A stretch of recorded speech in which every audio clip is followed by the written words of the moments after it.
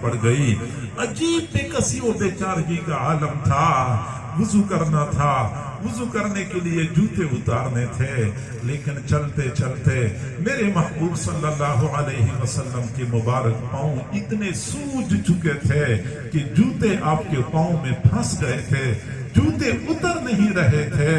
وہ اللہ جس کو اپنے رحم و کرم پہ بڑا ناز ہے, اس کو جلال آ گیا, فرشتہ بھیجا کہ میرے محبوب سے کہہ دو اگر وہ چاہیں میں طائف والوں کو 2 پہاڑوں کے درمیان کچل دوں گا.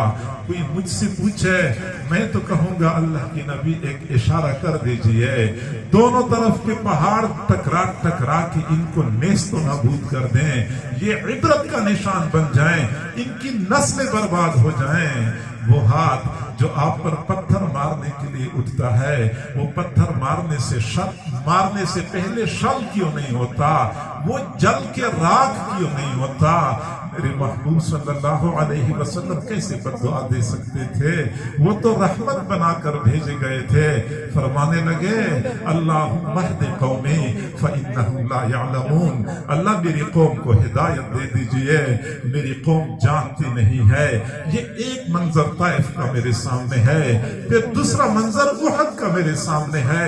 جب حضور صلی اللہ علیہ وسلم احد کے میدان میں کفار کے نرغے میں آئے, کافر لوگ پورا زور لگا رہے تھے کسی طریقے سے حضور صلی اللہ علیہ وسلم تک پہنچ جائیں, لیکن میرے محبوب صلی اللہ علیہ وسلم کے چند جان نثاروں نے ایسا مضبوط حفاظتی حصار قائم کیا ہوا تھا, کافروں کو قریب نہیں آنے دے رہے تھے.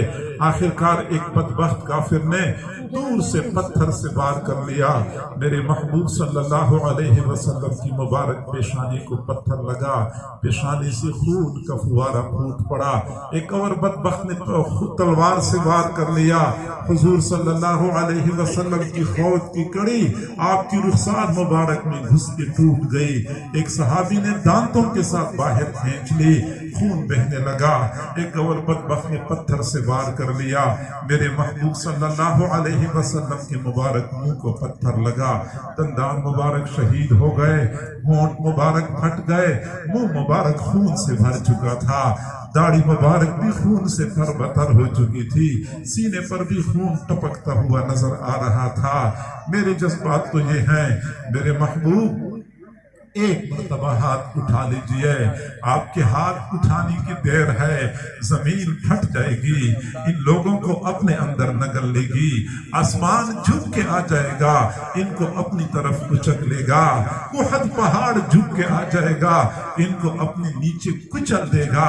آپ ایک مرتبہ ہاتھ اٹھا لیجئے. میرے محبوب کیسے بددعا دے سکتے تھے؟ وہ تو رحمت بن کر تشریف لائے تھے. فرمانے لگے کیف یفلح قوم شجوا نبیہم صلی اللہ علیہ وسلم, وہ قوم کیسے کامیاب ہو سکتی ہے جس قوم نے اپنے نبی کا سر بھی زخمی کر دیا. اب بھی قوم کی کامیابی کی فکر تھی. یہ دوسرا منظر میرے سامنے ہے. پھر ایک تیسرا منظر غزوہ خندق کا میرے سامنے ہے کہ جب